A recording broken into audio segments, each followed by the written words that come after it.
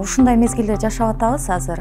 Мындан ылдый түшүшү мүмкүн эмес да. Ошо бала ыргытылган таштандынын деңгээлине түштүк аң сезимибиз. Сүйлөйт десе эле такыр сүйлөп, тыят десе эле ашыкча тыйып жатып алдык окшойт да. Муну кантип оңдойбуз? Азыр заман башка, азыр заман мурдагыдай эмес. Азыр жаштар бузулду. Мен азыр ушундай түшүнүккө келдим. Сөзсүз эле менин балдарым гана жакшы жашасын. Кандай бийик философия?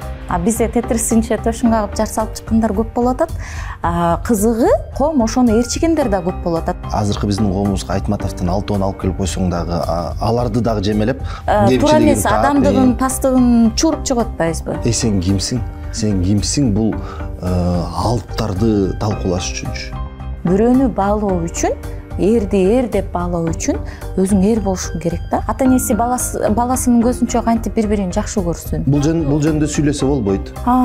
Бул нерсе менин аябай жүрөгүмө тийди. Биз эч качан муну жок кылып жибере албайт окшойбуз да. Бирок мен сизге ушул жерден кошулбайт элем. Кыргыз коомунда азыр ушундай алсыз, мен эркектерди эле айтат элем, алсыз эркектер көбөйдү. Сурабай койбосом болбойт. Бул үчүн адам мындай курмандыкка барат, өтө чоң курмандыкка барат. Андан тышкары жакшы жаманбы мыйзамдарыбыз бар да.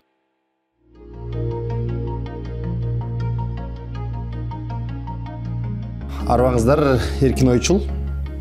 Биз Супаранын боз үйлөрүнүн бириндебиз.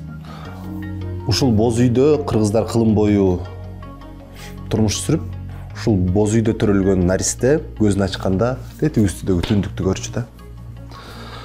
Бирок кай бир наристелер көзүн ачып түндүктү эмес, тазалыктын контейнерин көрүп калган учурлар акыркы айда эле 3 жолу катталды.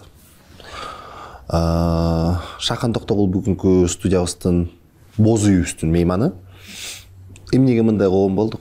Эмнеге боз үй философиясы коомунан таштанды философиясы коомуна бир нече жылда өтүп кеттик? Негизи абдан баягы эмне деп коеюн, ушундай мезгилде жашап атабыз азыр. Адамдардын деңгээлинин, аң сезиминин мындан ылдый түшүшү мүмкүн эмес да. Ошо бала ыргытылган таштандынын деңгээлине түштүк аң сезимибиз. Ошол болуп атат да.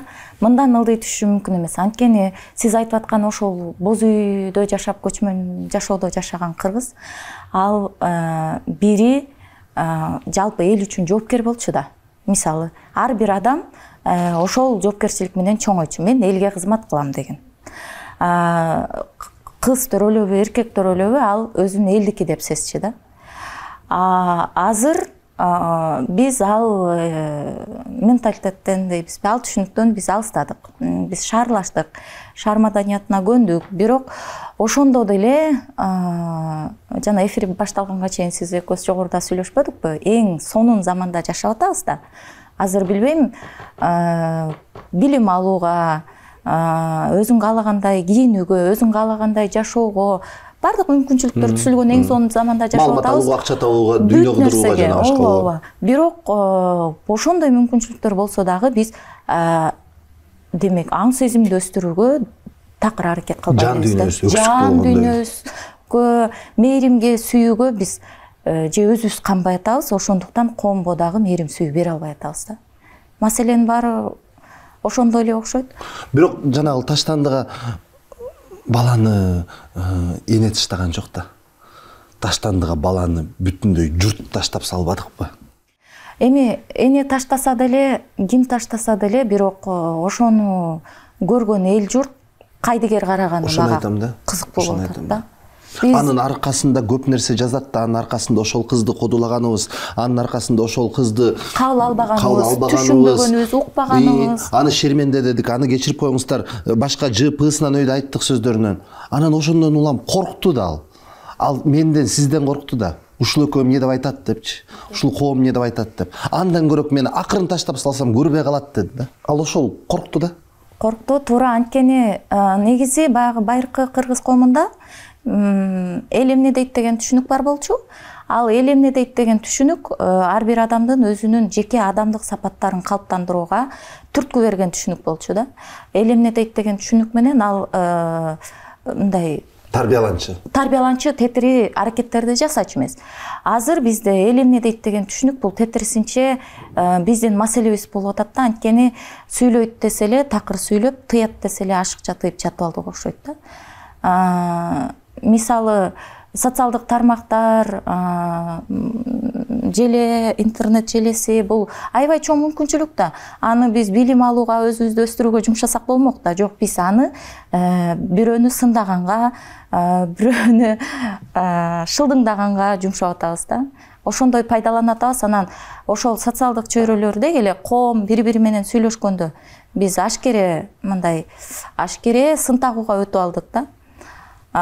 Сынчыл ой жүгүртүү, сынчыл баалоо деген болгону жакшы болчу, бирок ал билбейм, алдын акыл ченеми башкачараак болмок да, эгер туура пайдалансак. Жок, биз мындай пас деп коет го, пас түшүнүк менен, төмөн түшүнүк менен биз өтө мындай басмырлоону, текеберленүүнү, анан жанагы кастык тили деген түшүнүк бар го. Ошол кастык тилин пайдалануу менен биз ошондой болуп атабыз да. Туура, сиз абдан туура айтып атасыз. Бул сиздин, менин, баарыбыздын кемчилигибиз да. Эми муну кантип оңдойбуз? Же ал жазгандарды тыйып кое албайт экенбиз, ал жазмакерлерди? Алар эми орфографиялык каталарын унчукпай эле коеюн, бирок жазып атышат. Мейли менин мисалы үчүн же сиздин деле ушул иштеп жүрөбүз бул чөйрөдө баягы панцирибиз пайда болду да, жаза берсин депчи. Ошондой бечара кыздарга өтүп кетип атпайбы? Өтүп кетет. Сизге деле, мага деле жаш кезибизде өтчү да. Таасир этчи да. Биз эле ошол сын менен чоңойдук да. Бирок да, жакшы биздин жаш кезибиз интернеттин тиги эмеге келбей калыптыр. Бул жерде эми негизи жеке адамды тарбиялоону биз колго албай атыптырбыз. Ошол маселе оркой эле көрүнүп турат. Анткени сизде кандай билбейм, менин өзүмдүн үй бүлөм бар, балдарым бар. Мен аларга мындай коомго кайдыгер болбогонго тарбия бергенге аракет кылам, бирок билбейм, андан сырткары дагы көп нерсе беришибиз керек экен да. Тарбия десе деле туура эмес болуп калат го. Бул жерде кучактап, жөнөкөй жакшы сөзүн айтып, мээрим берип, анан сүйлөшүп, анын сөзүн угуп деген нерсечи. Руханиятын байытуу. Биз ошол кыз менен мисалы өзүбүздү көрсөк болот да. Анткени биз мындай бирөөгө ишенбейбиз демек. Ата-энеге ишенбейт, жакындарына ишенбейт, эжесине ишенбейт, сиңдисине ишенбейт дегендейчи. Демек, ар бир адам түбүндө жалгыз боюнча калып атат да. Ошондуктан өзүнүн маселеси менен өзү жалгыз акылынын жетишинче, дараметинин жетишинче күрөшүп атат да. Биз мунугул социалдык тармактар аркылуу аябай жеңил баарлашып атабыз, жетпеген жерге жетип атабыз. Керек болсо тиги дүйнөлүк жылдыздарга тиги комментарий жазып калтырып атабыз. Баарлашуу оңой, угуу кыйын болуп калды, түшүнүү кыйын. Сөздүн баркы кеттиби, сүйлөшүүнүн баркы кеттиби? Сөздүн баркы кеттиби дегенди билбейм, бирок мен жеке оюмда угуу кыйын болуп калды дегениңизге кошулам. Анткени ар бир адам жеке өзүн мындай акылдуу сезип алды да. Ар бир адамда мындай текеберлик пайда болду да. Байыркы замандарда жашап өткөн Лао Цзы айткан экен да. Маалымат канчалык көп болгон сайын адамда акыл көбөйөт. Адамда акыл көбөйгөндө адам укпай калат, текебер болуп калат депчи. Биз ошого келдик да азырчы. Мындан 3000 жыл мурун жазылган, 2500 жыл мурун жазылган, 100 жыл мурун, 500 жыл мурун жазылгандарда деле азыр заман башка дей беришет да. Бардык эле акылмандар, ойчулдарды окусаң, азыр заман башка, азыр заман мурдагыдай эмес. Азыр жаштар бузулду деген мындан 5000 жыл мурун жазылып айтылып атат. Элестетиңиз. Демек, заман ошондой болуп келет. Бул жерде муундар аралыктагы түшүнбөстүк дайыма актуалдуу болуп келген, азыр дагы ошол да. Ооба, муну Тургенев жазган турбайбы, аталар менен балдардын ортосунда. Мунусу мейли, бирок эмнеге заман өзгөрдү деп айтабыз да, мен ушул түшүнүккө эч кошула албайм, себеби Заман ошондой эле. Күн кайсы улугунан чыкса ошол жака батып атат. Дарыялар ошондой эле агат. Бир күндүн өлчөмү 24 сааттан өзгөрбөй, күнүбүз менен түнүбүз бирдей да. Дарыя деле ошол, тоо, аба деле ошол. Заман өзгөргөн жок, адам өзгөрдү да. Туура. Анан пейилибиз өзгөрдү. Пейил. Бирок мындай экен да, негизи бардык адам, бардык дүйнө жүзүндөгү же ушул Кыргызстандагы эле алып көрө турган болсок, бардык адам мындай ашкере мээримдүү же ашкере жапакеч же болбосо ашкере коомго кызмат кыла турган ак дил ак жайдан болуп кетпейт экен да. Бул жерде белгилүү эле бир топ болот экен, бөлүк 5% деп коебузбу же 15% деп коебузбу, ушундай эле бир аз өлчөмдөгү бөлүк болсо ошол коомду ээрчитип ойготуп кетет экен да. Бирок азыр коомду карап отурсак, бизде терс нерселер ушунчалык күчөдү. Сиз айтып аткан ошол 3 айда эле наристелердин ташталышы, эми бул коомчулукка чыгып жарыяланып кеткени гана да. Болбосо тымызын бирөөнүн эшигине таштап койгондур, аны бирөө багып чуңуйткондур, же болбосо балдар үйүндөгү наристелер. Бул чындап эле биздин коомдун өтө бир мындай өзүмчүл болуп баратканы да. Мен азыр ушундай түшүнүккө келдим. Үй бүлө күтүп, мындай жашоого көз карашың бир аз токтолуп, өзгөрүп баштаганда ойлонуп баштайт экенсиң да. Сөзсүз эле өзүмдүн тукумум болуш керек, же болбосо сөзсүз эле менин балдарым гана жакшы жашасын деген түшүнүктө жашоонун өзү деле туура эмес экен да. Эмне үчүн мисалы бирөөнүн баласын деле сүйүнткөнгө болбосун да. Бул бирөөнүкү дегендин өзү туура эмес болуп атпайбы? Бизде маселе ошодон чыгып атат да. Эң жөнөкөй көчө шаарларда таштандылардын көбөйүшү деле ошондон чыгып атат да. Отургучтардын талкаланышы, жаңы аялдамалардын талкаланышы, мунун баары ошол бирөөнүкү деген түшүнүктөн келип чыгып атат да. Меники эмес деген түшүнүктөн. Биз альтруизмден эгоизмге өтүп кеттик. Ошондой болуп атат да. Өзүмдүн айланам жакшы болсо болду дегенден өтүп атабыз да. Ошондуктан өткөндө бир бала айтты эле, кызык дейт да, жаңы конуштарда жашайт экен, анан 6 метрлик дуал менен үйүн курчап алган дейт. Анан үйүнүн ичине кирсең итальян абойлорун чаптап алган дейт. Анан укмуш асмашамдарды илип алган дейт. Бирок баткак көчөнү кечип келип, анан таптаза үйүнө кирип кетет дейт да. Ошол деле маселе ошол болуп атпайбы? Өзүнүн чөйрөсү жакшы болсо, өзү жашаган аймак жакшы болсо болуп атат да. Ошол эле маселе бул балдардын маселесинде деле ошондой да. Бир хачка барбайсыңбы дедим да. Досумачы. Десем, ошол мага бир улуу философияны айтты эле да. Динде жазылган депчи. Хачка бараардын алдында 10 тарабында жашаган 10 үй бүлөнүн, сол тарабында жашаган 10 үй бүлөнүн ыраазычылыгын алып андан кийин хачка барасың депчи. Исламдагы улуу философия айлана чөйрөңдү дагы өзүңдүн деңгээлиңе көтөргөндөн кийин анан барып сыйынчу жериңе барып сыйынып өзүңдүн зыяратыңды кыл депчи. Кандай бийик философия. Биз ошону унутуп калдык да. Ооба. Сиз айтып аткан саякаттоо делечи, бул ошол кайсы бир деңгээлде мазар таюу да. Ажыга баруу деле бул ошол мазар таюу, элүү жерди таюу деген, ыйык жерди таюу. Демек, ошо саякаттоо үчүн деле эң жөнөкөй кайсы бир деңгээлде биз аз да болсо коомдун жакшырышына салым кошуп туруп анан ошол нерсени жасасак болот экен да деген ой келди да азыр сиздин сөзүңүздөн. Демек бул баягы коомго үлүш кошуу, коомго салым кошуу деген бул мүмкүнчүлүк эмес, бул милдет катары кабыл алышыбыз керекпи биз муну? Милдет катары кабыл алышыбыз керек. Биз милдет катары кабыл алып, биз балдарды дагы ошондой тарбияласак. Жеке мен өзүм эми балдарды деп атам, анткени ата энеден көргөн бала көрүп чоңоюп ошону менен чоңоет да. Мен коомду тарбиялоону айта албайм да. Ар бир адам жеке өзүнөн баштап анан мен ошол эл үчүн мен милдеттүүмүн десе анда жылыш болмок сонун. Жок, коомду тарбиялоо деген бул абстрактуу түшүнүк да. Ооба. Сиз өзүңүзгө тиешелүү үй бүлөңүздү, балдарыңызды, бир туугандарыңызды, мен өзүмө тиешелүү бир туугандымды, үй бүлөмдү, кесиптештеримди, ар бирөөбүз өзүбүздүн чөлкөмүздө жакшы сөз айтып, жакшы жумуштар жасасак, ошол пазлдардын баары чогулуп келип бир коом болот да. Коомду тарбиялоо деген мен түшүнбөйм баарын стадионго киргизип алып эми жакшылыкты жайылтуу ошо жакшылыкты жайылтуу деген сөз да. Ооба. Жанагы аркасынан кайталай турган 5-10-15% адам болот деп атпайсызбы? Бул кайсыл учурда албасак, Конфуцийден баштап Махатма Ганди, Айтматов болуп келген да.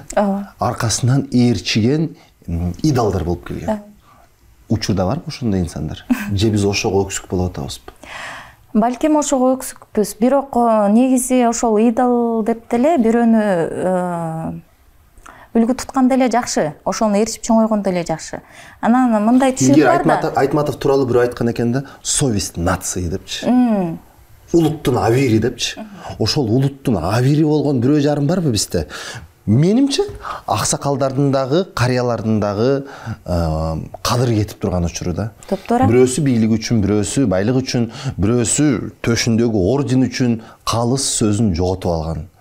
Илим поздорубуз кабинетин бөлө албай отурат, депутаттарыбыз болсо компьютерин бөлө албай отурат, шайлоочуларыбыз болсо акчасын бөлө албай отурат. Деги эле койчу, мындай баарыбыз майда барат нерселерге аралашып кеткенбиз да, ошонун үстүнөн туруп карап, айланайындарым кыргыздар деп мындай учурдун бакаятасы жок болуп аткандай да. Акылмандар болсо деле, азыр деле, билбейм, ал киши деле бир киши канчалык таасир эте алат эле. Азыр биз акылман болсо деле биз аны уга алат белек. Анан акылман болсо деле мен акылманмын, мен ээрчигиле деп ал жар салып чыкпайт эле да. Бизде тетрисинче төшүн кагып жар салып чыккандар көп болуп атат. Кызыгы коом ошону ээрчигендер да көп болуп атат да. Демек, азыр жалпы элдин деңгээли ошондой эле окшойт да. Сиз айткандай, ошол таштандыга ташталган бала, жалпы элдин деңгээличи, жалпы элдин деңгээли таштанды толгон көчө, жалпы элдин деңгээли ошол да. Ошолор биздин жүзүбүз да азыр. Же ошону ошол улуу инсандарды уга билүү дагы бул маданият менен билим экен да. Маданият менен билим да. Биз аларды укпай калдык да. Ага биз ооба, өткөндө тиги Азаттыктагы Токо жакшы нерсе жазды эле. Азыркы биздин коомубузга Айтматовдон 6 алып келип койсоң дагы аларды дагы жемелеп, алардын дагы туура эмес адамдыгын, пастыгын чууруп чыгып атпайбызбы? Азыр делечи ошол арбагы көккө жага турган Айтматовду деле эмне деп атабыз азырчы? Ар кандай сөздөрдү айтып атабыз. Мен эсимде бар, мына акыркы жылдары эле эмне деген генийлерибиз кетип калды. Бексултан Жакиев, Болот Шамшиев, Геннадий Базаров. Көрүп калдык да бул адамдарды, угуп сүйлөшүп калдык. Бирок үчөө тууралуу тең адамдардын айткандары азыр эсиме келип атат да. Сен кимсиң? Сен кимсиң бул алыптарды талкуулаш үчүнчү? Негизи кемчиликсиз адам болбойт да. Ошон үчүн айтылат экен да, жанагы дүйнөнү көрүп, оокатты көрүп, пайгамбар дагы жолдон азыптыр дегенчи. Анан кемчиликсиз адам болбойт. Адамдык сапат деп ошон үчүн айтылат да, адамдык сапаттын ак карасы тең да. Жакшысы да бар, жаманы да бар. Бирок бул жерде жанагы сенин ниет пейилиңдин тазалыгы, эл үчүн деген изги тилегиң, анан жасап кеткен эмгегиң болуп атат да. Ошол нерсе бааланса, анда ошол адамды ээрчигенге болот, үлгү тутканга болот да. Биз ошону баалабай атабыз да. Анткени эрди эр тааныйт деген түшүнүк бар да кыргыздачы. Бирөөнү баалоо үчүн, эрди эр деп баалоо үчүн өзүң эр болушуң керек да. Аны коркок, жалсыз адам батырды баалабайт да. Сен кыйын болсоң, мен да кыйынмын деген ошодон чыгып, ооба. Эрди эр тааныйт деген ошол да. Биз аны үчүн өзүбүз адамдыгыбызды калыптандырып өсүп жетилишибиз керек да. Негизи ушул дүйнөгө келгенден максат мындай карын курсакты тойгузуп, жакшы кийим кийип, жакшы жерде тамактанып, анан дүйнө кыдырып, ооба, сиз айткандайчы, ошону менен эле өтүп кетүүбү деген суроо турат да бул жердечи. Ар бир адам ошону ойлонсо эле өзүнүн аң сезимдик өсүүсүнө, жан дүйнөсүнө үңүлүп, өзүн жакшы мээрим сүйүү бере ала турган, эч болбосо дегенде, эч болбоду дегенде мээрим сүйүү бере ала турган, бирөөгө жакшы сөзүн айта ала турган адамдык деңгээлге өсүп жеткирмек да. Жетим көрсөң чекесинен сылай жүр, жесир көрсөң көңүлүн улай жүр деген байыркы бабалардын мыйзамы иштебей атат да. эми бул мыйзамдарды иштетиш үчүн Таштандыда башка балдар табылбаш үчүн эмне кылышыбыз керек? Кызга кырк үйдөн тыюу же кызга кырк үйдөн колдообу? Негизи кызга кырк үйдөн тыюу деген макалдын түпкү маселеси ал жанагы 40 үй болуп атпайбы? 40 үй бул 40 рууну түшүндүрөт да. Эми анын макалдын философиясы, өзүнүн философиясы бар да.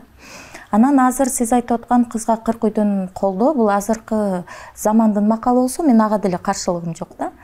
Чындап эле биздин коомдо, кыргыз коомунда аял затына болгон жоопкерчилик, аял затына болгон көзөмөл өтө күчтүү, айрыкча кыздарга. Анан мен түштүктө чоңойгондуктан түштүк кыздарына 2 эсе көп да, башка аймактардан салыштырмалуу. Анткени бизде кызды тарбиялаганда сен эртең бирөөнүн эшигине барасың, сен эртең кайынынын жакпай калсаң жеткирип келет, сен оокат жасаганды билишиң керек деген сыяктуу тарбия менен чоңоет түштүктүн кыздары. Анан бирок ошондо деле баягы азыр заман эркин да. Биз эмнеге сүйүнүшүбүз керек? Биз көңүлдүү, адамдын өзүнүн каалоолорун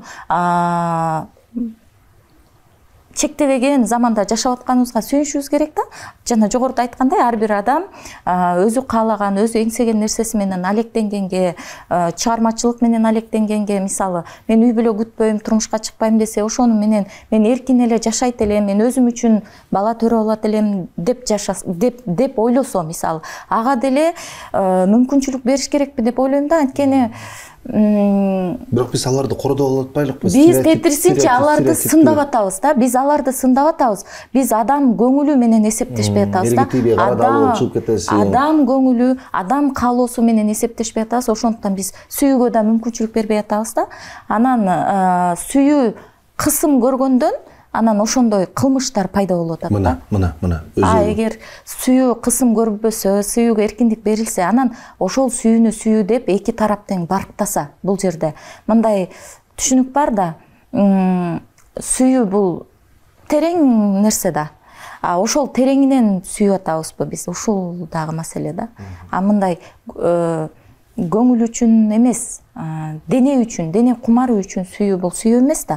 Анан ошонун азабын тартып калып атабыз да. Эгер чындап эле жүрөктүн сүйүүсү болсо, тереңинен сүйүү болсо, анда алар бир болгонго күрөшмөк, алар наристесин дагы сүйүүдөн пайда болгон наристени таштамак эмес да. Бул жерде демек сүйүүнүн өзү жөнүндө дагы маалыматыбыз жоктугунан келип чыгып атат да бул маселечи. Ошол учурда өзүңдү дагы сүйүү. Өзүңдү сүйүү. Өзүңдү сүйсөң, анан башка бирөөлөрдү сүйө аласың да. Биз бул нерсени эн ата катары балдарга үйрөтпөй атабызбы? Баягы жалпы коом система. Албетте үйрөтпөй атабыз. Анткени жанагы табу. Бул жөнүндө сүйлөсө болбойт. Табу коюлган темалар болуп атпайбы? Бул ошол ата-энеси балдарына кантип сүйүү жөнүндө айтсын, Ооба, ата-энеси баласынын көзүнчө кантип бири-бирин жакшы көрсүн деген түшүнүк болуп. Бала ата-энесинин жакшы көрүп, бири-бирин жакшы көргөнүн көрбөй чоңойсо, бала деле ойлойт да. Демек, сүйүүсү жок деле үй бүлө күтүп жашаса болот турбайбы дегенчи. Анан табу коюлган маселе ошол жыныстык түшүнүктөрдөн тартып, ошол мамилелердин баары мындай өтө бир тыюунун деңгээлинде калып калып атат дагы. Анан ал тыйылган нерсе өзүнөн өзү адамга кызыгуу жаратат да. Эгер ал нерсе балким мындай байыркы, мен ушул байыркы коомду мындай идеалдаштыргым келе берет. Анткени ал кезде сиз айткан аксакалдар институту иштеген, жеңелер институту иштеген, агалар институту иштеген. Алар эми үйрөткөн кайсы бир деңгээлдечи, маалымат бөлүшкөн. Эми азыр ал нерсе жашыруун эмес. Табам деген бала табат бардык тармактанчы, бирок негизги фундамент, негизги өзөгү үй бүлөдөгү мээримден бала уясынан көргөндөн болуп атат да. Сиз айтып атсаңыз, көзүм Алмаз Шаршен Атамбаев менен Раиса Ахметовна Атамбаева келип атат да. Экөө бир самолеттон билбейм Ташкентке барганда мындай кол кармашып түшүп келатса, ошондо коом сынтыгып, коом аябай сындаган да. эмнеге экөө кол кармашат депчи азыр сиз айтып атсаңыз экөө рас эле кол кармашкан турбайбы деп ойлоп атам да ичименчи. Бул дагы момундай вербалдык эмес байланыш өтө бийик нерсе да. Мен анын кандай саясатчы экенин, кандай биринчи леди болгонун айтпай эле коеюн, бирок жубайлар катары, жуптар катары 60-ка 70-ке келип калса деле баягы махаббатын бири-бирине болгон эч болбосо мээрими калып атат да. Топтора. Ошону көрсөтүшүбүз керек экен да. Кандай сонун пикирлер. Сурабай койбосом болбойт. Кечөөдөн бери социалдык тармактарда бир нече сойкугананы жаптык деп ошол кыздарды жүзүнөн бери көрсөтүп, документтеринен бери чыгарган тасмаларды көрүп атасыз. Кандай пикирдесиз? Бул нерсе менин аябай жүрөгүмө тийди. Коом негизи баягы эмне деп коет, бул жерде эми ошол тармакка адам ооп кетиш үчүн көп фактор ошол нерсеге алып келет да. Жана жогоруда айткан үй бүлөсүнөн тартып жете ата жете энесине чейин да. Бул жанагы кайсы бир деңгээлде карма деп коебуз го биз. Кыргыздар каргыш деп да айтып жүрөт. Ошол нерсе дагы иштейби деп коем да. Анткени адам мындай гир тармакка жөн эле рахат үчүн же болбосо кумарын баттыруу үчүн, кумарын кандыруу үчүн же каражат үчүн бул келип калышы акылга сыйбас нерсе да. Бул үчүн адам мындай курмандыкка барат, өтө чоң курмандыкка барат да. Өзүнүн абийирин курман кылат да. Бул жерде адам өзүнүн абийири менен бет келишкенде, эгер чындап бет келишсе, андай гир тармакка адам бармак эмес. Бирок бул байыртан болуп келип атат да. Биз эч качан муну жок кылып жибере албайт окшойбуз да. Ошондо деле мен мындай адамдарды актагым келет да. Адам өлтүргөндөрдү, сойкуларды мен актагым келет. Анткени булар кайсы бир деңгээлде ошол миңдеген, миллиондогон жылдардан берки түбөлүктүн жолунда жазанасын тартып, анан ошону актап келаткан адамдар деп ойлойт элем да мен. Актап дегенде жанагы өзүнүн кармасын жоюу. Бирок мен сизге ушул жерден кошулбайт элем. Сиз адам өлтүргөндөр менен сойкуларды мындай бир катарга койдуңуз да жаңы элечи. Эми деги айтып атам да, бир катарга койгон жокмун. Деги ошол өзүнүн абийири менен бет келише албаган адамдарды айтып атам да. Жалпы уруулук кылабы, адам өлтүрөбү? Бул жерде сенин жеке абийириң Кудайдан биринчи, ага туугандан биринчи, коомдон биринчи, сен өзүң жеке абийириң менен бет келишесиң да. Ооба, бирок кечээ күнү коомдун реакциясын көрдүңүз да. 90% ошолорду жаман сөздөр менен атап, силер күнөөлүүсүңөр, силер ушундайсыңар, силер коомду бузуп атасыңар деди дагы. Ошол 90%-тын бирөөсү дагы, ай ушул кыздарды биринчиден бул кыздарга кардар болуп келген ким деп сураган жок. Мага да таң калыштуусу ошол болду. Булардын үстүндө буларды каржылаган кайсы эркек турат болду экен деп. Туптуура. Эмнеге жалаң кыздарды күнөөлөп койдук биз? Биз жанагы таштандыга таштаган аялды эле күнөөлөп туруп албадыкпы? Күнөөлөп түрмөгө камап койбодубу? Аны бозуткан эркекти сураган жокпуз. Маселе ошондо болуп атат да. Бул жерде жанагы жеке, мисалы сиздин суроо бергениңизге мен кубандым. Анткени ошол сиздин, биздин, менин дагы күнөөм деп атпайсызбы? Бул баарыбыздын күнөөбүз да. Бирок ошол жерде чын эле кыргыз коомунда азыр ушундай алсыз, мен эркектерди эле айтат элем, алсыз эркектер көбөйдү. Бул өтө өкүнүчтүү, бул биз үчүн өтө өкүнүчтүү да. Анткени эркектин кубаты бул мындай бийик нерсе да. Эркек болуп жаралуу өзү бул мындай дөөлөт деп ойлойм да менчи. Анткени эркектин кубаты бар да. Кайраты бар. Эркектин сабыры бар. Аялдан айырмаланыпчы. Эркек ошонусу менен артык турат да. Бул табияттан түшкөн. Бул табияттан түшкөн мындай дөөлөт да, мындайча айткандачы. Анан ошол өзүнүн кубатын, өзүнүн дараметин, өзүнүн артыкчылыгын баалабай, ал пастыкка түшүп алып, ошол сойкун бетин көрсөткөн рас болду. Анан ошол уялып калсын деп эркектердин жазганына мен уялдым.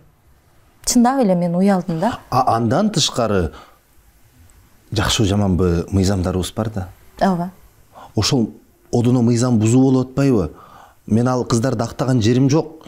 Эгер сот өзүнүн өкүмүн чыгарса дагы чыгарар. Бирок азырынча юриспруденцияда презумпция невиновности деген дагы бар да.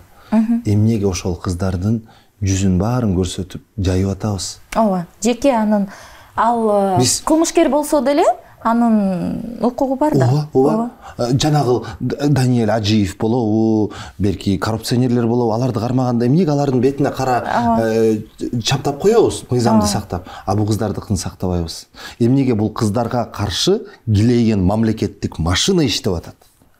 Анткени алсызды соттоо оңой да. Бул жерде дагы ошол күч менен кайра эле бет келишип атабыз да. Анткени биздин коом өзү алсыз коом, ошондуктан өзүнүн алсызды ан сайын басмырлайт да. Жерге жыгылганды тепкилебейт деген сөз бар Кыргыздачы. Алар ансыз деле жыгылды да. Алар биринчиден ошол тармакка барыш үчүн биринчиден өздөрүнүн абийирин, жана мен жогоруда айткандай өздөрүнүн абийири менен күрөшүп отуруп, кыйналып отуруп, бирок айласыздыктан барды да. Андан кийин эми коомго ачык чыккандан кийин алар эми канча нерсе менен күрөшөт. Жеке абийиринен сырткары. Алар коомго кантип актанат? Мисалы да, коомго кантип батып жашайт дегендейчи. Аны дагы ойлонушубуз керек болчу да. Себеби сиз айткан жыгылган инсанды теппеш керек, жыгылган инсанга кол сунуп тургузууга жардам беришибиз керек. Тургузууга жардам бериш керек да. Мына эски коом менен азыркы коомдун айырмасы ошо болуп калды да. Ошол. Биз тепкилеп туруп алдык.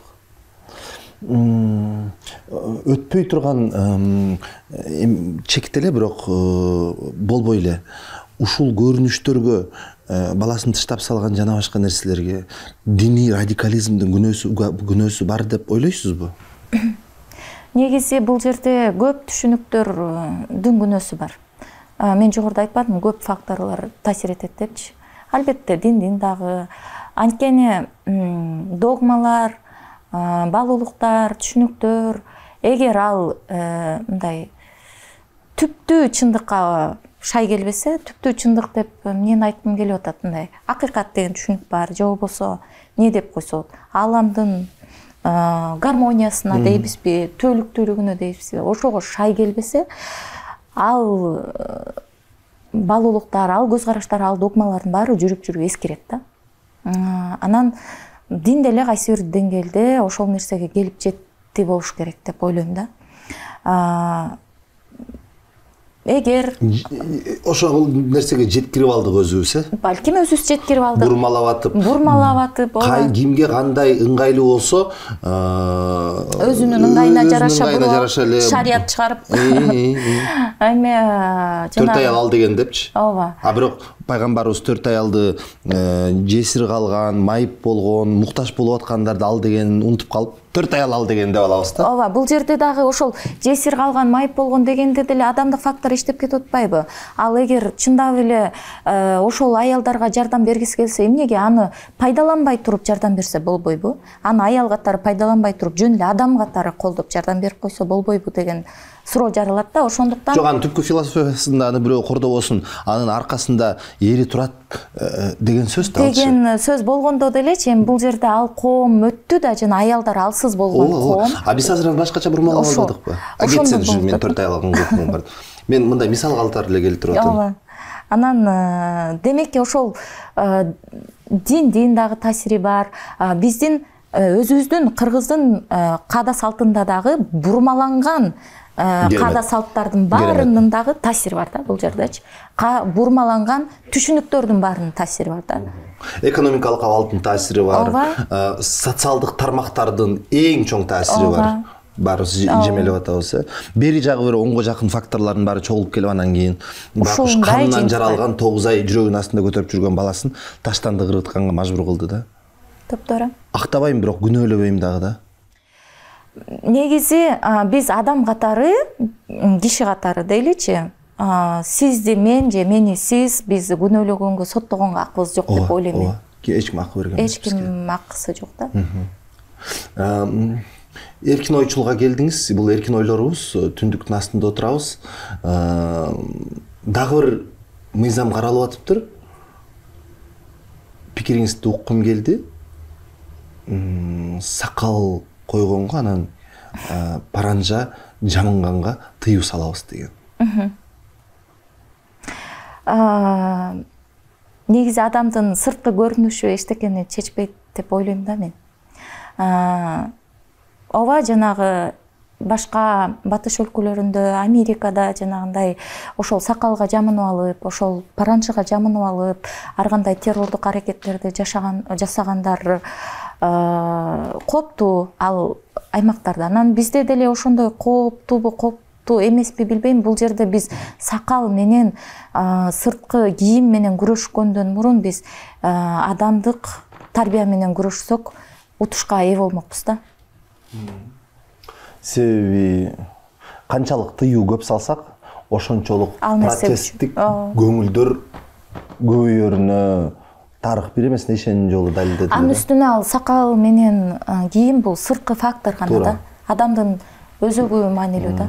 Анын сакалын алдырып салып чагын чечип салуу менен ичиндеги ой сезимдерди өзгөртүп жибере албайбыз да. Тескерисинче күчөтүп жибере алабыз. Рахмат. Биз бүгүн Супарадан жолуктук. Үйүңүздөрдө дагы жалаң жакшылыктын супарасы кайнап турсун. Эркин ойчулдан көрүшкөнчө бар болуңуз. Бар болуңуз. Рахмат.